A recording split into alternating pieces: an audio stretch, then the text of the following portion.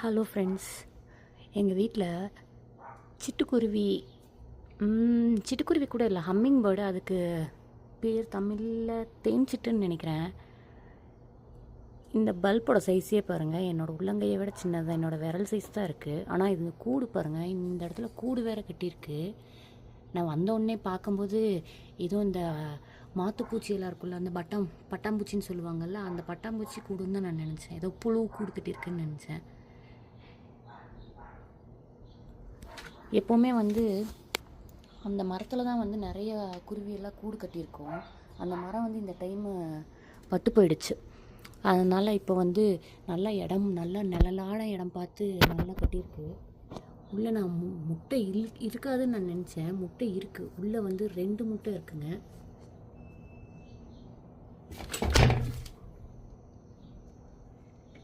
கரெக்டாக கேப்சர் ஆகுதான்னு தெரியல.